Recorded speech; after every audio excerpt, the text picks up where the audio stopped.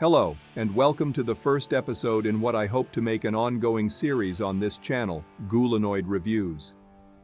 I often find myself writing down notes or little reviews of games and books to myself since they take a substantially longer amount of time and effort to complete than something like a movie, and I figured that since I kind of have an audience now, I might as well share my thoughts. I'm starting small today with a game mod, created by YouTuber Yossarian the Assyrian for the 2012 video game Spec Ops the Line. Spec Ops the Line is a somewhat controversial video game that took gaming media by storm in 2012, and to this day I feel like it's still living in the shadow of that hype. If you have been turned off this game in the past by game journalists not shutting the fuck up about it, I encourage you to look past that and try the game out for yourself sometime.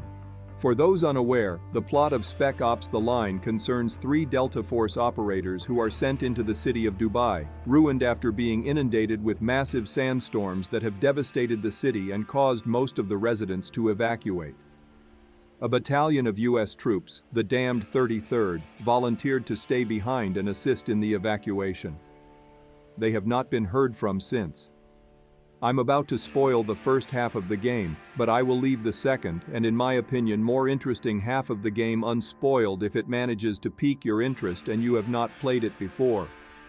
In the course of their mission, Delta finds that the 33rd has survived and is at war with refugees still in the city, implied to be Dubai's downtrodden left behind.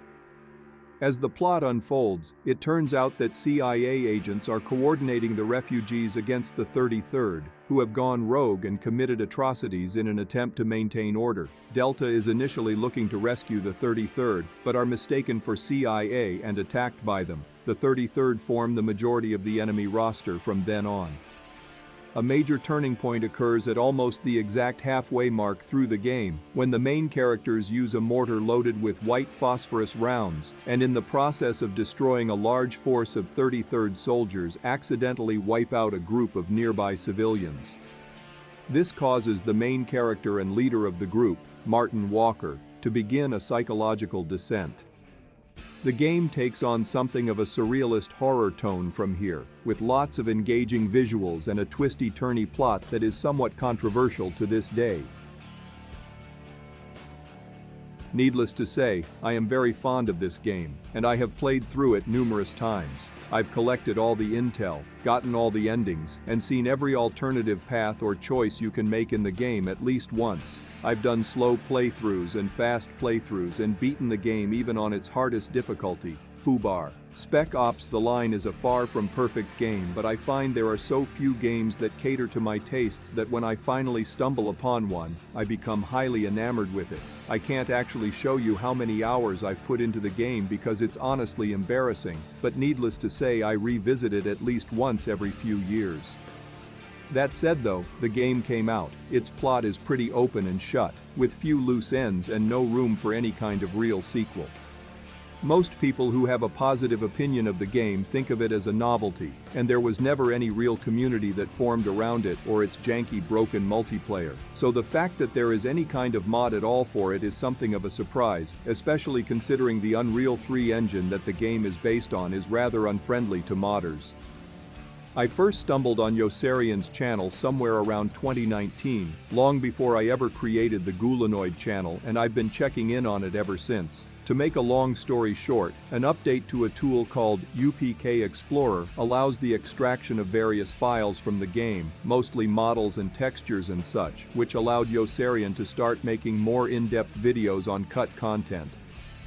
Eventually, all of this culminated in the mod I am reviewing today, Eternal Penance, which is designed to restore some of that cut content and generally change the game's atmosphere to be even more indicative of a horror game. Eternal Penance makes primarily cosmetic changes to the game, with a few relatively simple gameplay tweaks thrown in. This is all framed as Walker reliving the events of his time in Dubai as a kind of purgatory or downright hellish experience, haunted by the specters of his dead enemies as he mows their walking corpses down over and over again.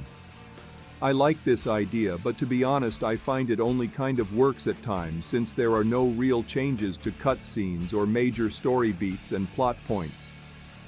I understand that is probably beyond the capabilities of the modifications right now, and to do something like use AI to write new voice lines would basically be fan fiction, which isn't really the point of this mod. It does, however, make the cutscenes feel very dry and uninteresting in the context of this attempt at a more hellish and psychological version of Dubai. The biggest change to the gameplay would be the restored weapons.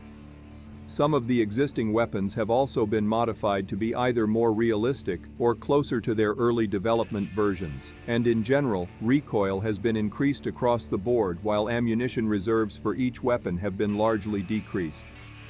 This does have some consequences on gameplay. I may be in a unique position as I have wasted over 100 hours of my life replaying this game and becoming very accustomed to its quirks and the specific way each weapon handles, so I found the changes to be initially very disruptive to the flow of combat. To some extent I detect that was the purpose, to make it so an experienced player can't just clean house because they know the levels by heart. In some cases though, weapons have been rejiggered in such a way as to be totally worthless, chiefly the micro 9mm Uzi machine pistol, which went from an okayish situational weapon to what is now undoubtedly the worst weapon in the entire game.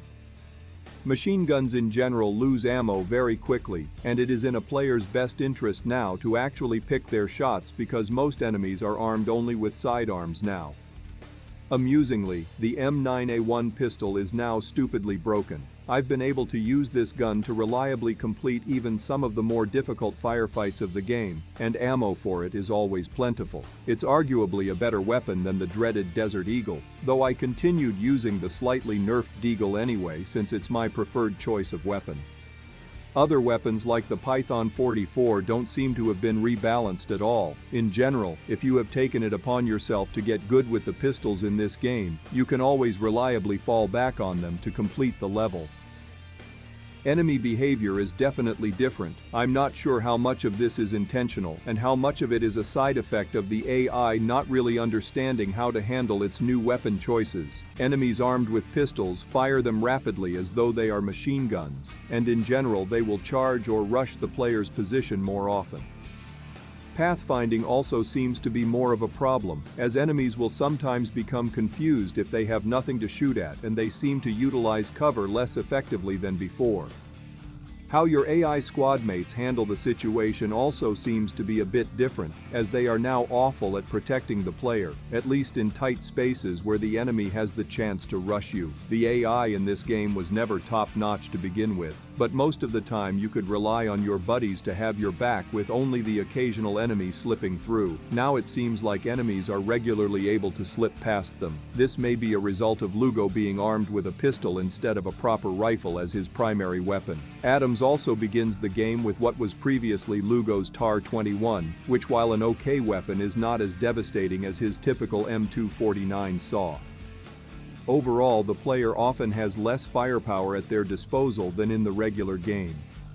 Enemies have marginally better firepower in some cases, though often the preponderance of handguns can make them easier to deal with, especially on the higher difficulties where normally you would get shredded by machine gun fire the minute you stick your head out. I swear there are at least marginally more shotgunners than there used to be though. Firefights are much more frantic, especially if you try to rush in and press the enemy instead of picking them off from a distance. Visually, the game has been altered somewhat. The skybox now has reddish-orange cloud cover which makes for some eerie shots. That said, there are also some scenes in broad daylight where the dark sky would logically make it more overcast. I'm not sure if that was just an oversight or if the game's lighting system hasn't been cracked yet, but either way, it feels a bit incongruous at times. Other changed visuals manifest in the sand regularly appearing to be a sort of bright blood red color. The main visual change is the enemies, who have had their models replaced with the more gruesome gore and corpse textures that can be seen at specific parts of the regular campaign. Specifically, Walker now sees the refugee insurgents as burnt up and often skeletal, while the 33rd are bloody and charred similar to their appearance following the game's infamous white phosphorus attack. Most of the time though I didn't really notice these changes, as combat is too chaotic and dangerous to really stop and get a good look at the enemies I was shooting at. When I did though, I sometimes felt more like I was playing Half-Life 2 Deathmatch against a whole team of people using the charcoal or burnt civilian models from that game. I don't want to rag on this mod too much, but I feel like it would not be honest if I didn't point out some of these tonal issues. All that said, I absolutely recognize a situation where someone is forced to utilize very limited assets in as creative a way as possible, and that is definitely the case here. It's a small miracle that this mod even exists and has the functionality that it does, and I would really like anyone listening to this video to bear that in mind if they feel like the results are underwhelming. Later on in the game, you can encounter headless enemies that are obviously a lot harder to score a headshot on, and some enemies will appear wearing the skin normally reserved for the game's multiplayer and cooperative components. There are some basic things I would have liked to see in this mod, maybe little Easter eggs of some sort. I'm always sad when a video game presents me with a piano and I can't fuck around with it, for instance. There are also some other problems, such as executions glitching out, some enemy animations being more than a little odd, and in a couple of instances I could see some model warping. It's clear that the burnt corpse models were never really intended as combat characters, and sometimes that shows through when the game struggles to display them properly. I'm not actually sure how much of this is even capable of being addressed though, given that the state of the game's modding tools is still fairly limited. The suggestions I'm making here may well be impossible, at least for the time being. At this point, you would probably like to know whether or not I recommend this mod, but really, if you are somebody who is familiar with Spec Ops the Line and has played through the game before, there is a much better question to ask. Is this mod a good excuse to replay the game again? The answer is, yes, absolutely. In fact, I'm willing to bet that if you care about the game enough to make it all the way through to the end of this review, you are probably going to play it anyway, regardless of whatever I say here. Just, if you've never actually played the original game before, I highly recommend that you give the normal campaign a go first before trying this mod out. Let me know in the comments what you think of either the mod or the game itself. And make sure to check out Yossarian's channel for cut content and more information on the game. Links to both the mod and his channel in the description. There will still be a proper black video this month. I'll see you up ahead.